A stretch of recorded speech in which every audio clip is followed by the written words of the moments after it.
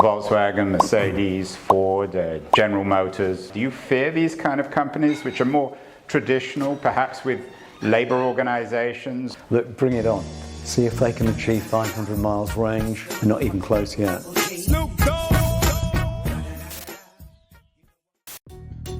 루시드 모터스의 피터 롤린스는 영국 출신으로 1979년에 기계공학을 전공했고 런던의 임페리얼 대학 졸업 후 GKN에서 구동 및 서스펜션 매니저로 자동차 업계에 발을 들이게 됩니다. 그 후 제규어에서 수석 엔지니어로서 일을 하고 스포츠카 제조업체인 로터스 모터스에서도 수석 엔지니어로 프로젝트를 이끌었죠. 그는 노르웨이 자동차 기업 싱크 글로벌의 도시형 소형 전기차 싱크시티 차체 설계를 도맡았는데 충돌 테스트에서 세계 최고의 기록을 받으며 전기차와 관련된 커리어도 쌓았습니다. 여기서 테슬라와의 연결점을 찾을 수 있는데 바로 테슬라의 1세대 로드스터가 로터스 앨리스를 기반으로 디자인된 전기차였던 것이죠. 테슬라 초대 CEO 마틴 에버하드에 의하면 2006년을 전후로 로드스터 설계를 로터스 엔지니어링 팀과 함께 했었다고 합니다. 하지만 2018년 일론 머스크는 인터뷰에서 로터스 앨리스를 기반으로 했던 결정 정말 멍청한 선택이었다고 언급했었죠.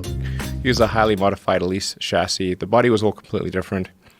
By the way, that was a super dumb strategy that we actually did. One false premise was that we'd be able to cheaply convert the Lotus Elise and use that as a car platform, and that we would be able to use technology from this little company called AC Propulsion for the electric drivetrain and the battery. Problem is, the AC Propulsion technology did not work in production. We ended up using none of it in the long term, none of it. We had to redesign everything. Once you add a battery pack and an electric motor to the car, it got heavier, it got 30% heavier. Invalidated the entire structure, all the crash structure, everything had to be redone. Less than 7% of the parts were common with any other device, including cars or anything. 2009년 일론 머스크는 피터 롤린스에게 직접 전화를 걸어 테슬라에 합류할지 물어봤었습니다. 안녕하세요. 앨런 머스크입니다. 로터스 모터스의 수석 엔지니어이자 전기차 차체 설계를 경험했던 피터가 일론 머스크의 눈에 들어왔던 것이죠. 그는 당시 전기차에 대해 매우 회의적이었기 때문에 이를 직접 계산했었고 결국 세상을 바꿀 수 있는 게임 체인저가 될 것이라는 것을 15분 만에 알 수 있었다고 합니다. 그래서 테슬라 엔지니어링 팀의 수석 엔지니어로 합류해 진행 중이던 모델 S의 파워트레인 소형화를 이끌었다고 말했습니다. 피터는 2009년부터 2013년까지 총 5년간 테슬라 엔지니어링 부사장으로 있었죠. 이러한 그의 기술적인 면모는 2011년 테슬라 모델 S를 열정적으로 설명하는 영상에서 찾아볼 수 있습니다. Elon wasn't very famous then. He called me, he sort of interviewed me and said, let's have dinner again tomorrow in Santa Monica. And he told me about this new car he wanted to do, which was the Tesla Model S. 2 or 3 weeks later, I was at Tesla. I was chief engineer Model S. And I worked like crazy. It was me who pushed myself 200 hours a week. It really taught me never to give up. Just never, ever. However bad things get, the chances of getting Model S into production seemed so slim and so far away. And it was just challenge upon challenge. I started with 6 engineers in early 2009. Surprisingly freezing one night, and I think it was Thanksgiving Day, when the first body shell arrived. And we were going to start the build very next day, and the team was going to come in at 6 a.m. I wanted to get a torsion test result, static torsion of the body shell, before the build took place. So we were there actually testing this first body shell in Palo Alto at 3 o'clock in the morning, when everyone else was celebrating Thanksgiving in 2010. The company was already public when we did that. But it turned out all right in the end, and I think that's the story. The unit in itself has the torsional rigidity of many conventional sports cars. But when it combines with the body structure of Model S, it doesn't just add its own torsional rigidity, it adds nearly 3 times. And that's through the technology that we developed in the way that the marriage of battery pack to body structure occurs.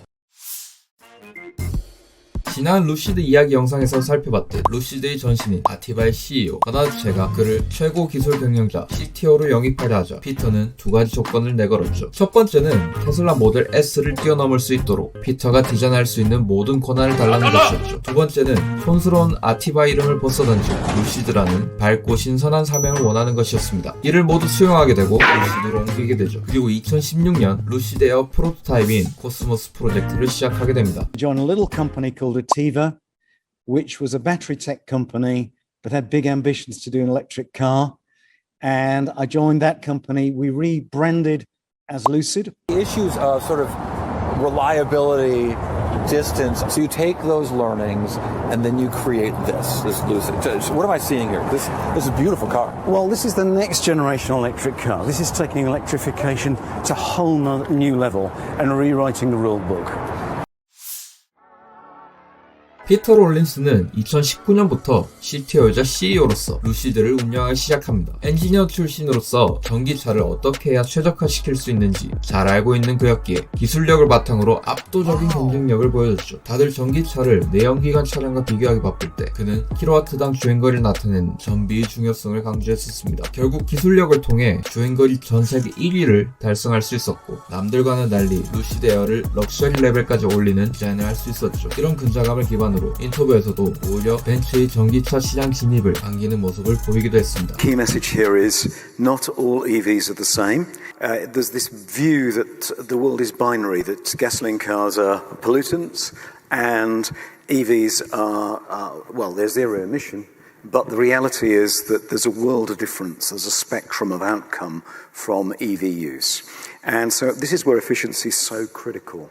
And we measure efficiency in miles per kilowatt hour. It's like gas mileage, right? Miles per gallon. And it's the new metric. Efficiency in an electric car actually influences the product. It's not just the cost of electricity and the environmental impact. If you have a more efficient car, you can achieve that same range with a smaller battery pack. First of all, that smaller pack is lighter, so the car is more nimble and more fun to drive. Also, that smaller battery pack takes up less space, so you can have more legroom, a comfier, a nicer car to experience. But moreover, the biggest single money item on an electric car is a battery pack. A battery pack on a sizable electric car can cost the manufacturer over $20,000. Just that battery pack. Think of that. So if you can have a 10% influence on pack size, that can have a $2,000 price influence. And that's not to the customer, that's to the manufacturer. Gentlemen, you look better qualified. How tall are you? 6'7". 6'6". You're qualified. Please take your seats. Okay.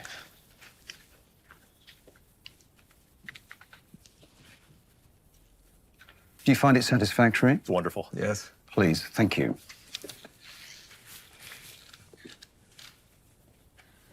Volkswagen, Mercedes, Ford, General Motors. Do you fear these kind of companies which are more traditional, perhaps with labor organizations? Look, bring it on. See if they can achieve 500 miles range. They're not even close yet. I welcome the competition, particularly Mercedes is coming now with the EQS. And this is great because Lucid Air can be compared at the top table. This is Sparta!